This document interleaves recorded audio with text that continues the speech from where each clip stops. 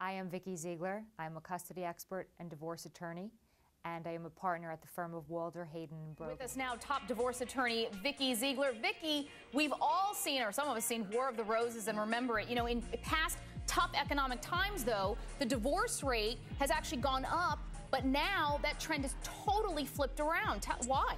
Carmen, I mean, we've never seen an economic climate like this before, at least in my practice. And what's happening now, it used to be War of the Roses, where people were arguing over material possessions. It's no longer. People are in a financial chokehold. They cannot actually get divorced. Their values of their homes are down. The equity that they once thought they had is less. Retirement is down. Their portfolios aren't what they thought they were, and people economically can't have one household become two. It's a real disaster. Vikki, how could they rule against? It's pretty clear, isn't it? It really is. Unfortunately, every country can interpret the narrow exceptions that Mark was just alluding to in the Hague Convention, and that's what they've done. That's the reason why that this child has not been returned with his father when Mr. Goldman was in Brazil just recently. So at the end of the day, it really comes down to what the Supreme Court is going to rule as it relates to the constitutionality of the exceptions to the Hague Convention. My question really has always been in this case, why would you become a signatory, i.e. Brazil, if you're not going to follow the rules under the Hague Convention? This child should have been returned in 2004. My next guest says she's exploiting the babies. She's family attorney Vikki Ziegler. Monica Lindstrom disagrees. She's a defense attorney. What do you mean, Vikki? Exploiting?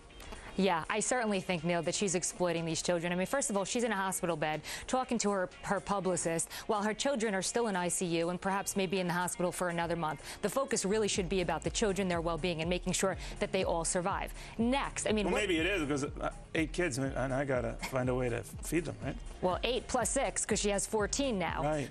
So that's a major problem. I mean, I don't even know how she's going to house them in a 3-bedroom home that she has and living with her parents. So that'll be 17 people living in one home. So that certainly is going to be a violation of some housing code. But more importantly, what is exploiting a child? What does that actually mean? Using somebody else for personal gain. If she does get money, let's say she gets a $2 or $3 million stipend, what is she going to do with the money? If she uses it and goes and buys a Ferrari or goes on a vacation, ultimately it's really not benefiting the children, and that's a real problem. Unless you can fit, you know, 14 of them in a Ferrari. I don't want to even They're little, though. I don't even want to be in a bathroom with 14 children. All right. Let's get divorce attorney Vikki Ziegler in on this. Vikki, good to have you. By the way, we're taking your calls if you want in on this. 1-877-TEL-HLN.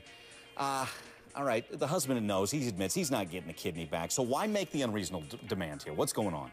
Well, I mean, Mike, talk about getting acrimonious divorces, taking it to another level. I mean, I think this is obviously an economic payback. He's emotionally scorned, and you know, no one wants to ever support anyone that commits adultery if the allegations are true. But at the end of the day, this is the most outrageous thing that I've heard in the last 10 years of practice. I mean, let's be frank. We know that when anybody gives a donation of an organ, which is an amazing thing and a very brave thing to do, that is a gratuitous and voluntary gift that you give someone, regardless of whether you're married or you're unmarried. So at the end of the day, that's not happening. And no judge in America is going to give this guy back the kidney, as you said. However, $1.5 million he's placed as a price tag on a kidney. How so? We know that in this country, we can't put a price tag on any type of organs. You can't sell them. It's illegal. So this is the most outrageous, silly thing. And you remember when we talked about the YouTube divorce a while back? It's, again, why bring negative attention to your case? Judges read the papers. They read them. They see the news. This is terrible for him. I think he's shooting himself in the foot. Yeah, don't you think? A custody battle is when two parties can't determine which one will have physical custody of a specific child. So ultimately what happens is if the parties can't agree, they both go to counsel and they litigate who will actually have physical custody of the child and who will get parenting time with that specific child. Generally, after a custody hearing is finished, what I see with children, and I try to stay in touch with parents, is that it gets worse before it gets better. I think the coping mechanism for children takes a little time to get used to, having this disparate family, this displaced family, and getting used to the parenting plan that goes along with having parents separated and actually divorced. I think ultimately, sometimes children need therapy to get back on their feet, so to speak, and be able to cope with any issues that arise, because most of the time children don't do well in school, they start acting out, and that's a sign that they need help. But generally, children bounce back. Divorce is such a commonplace.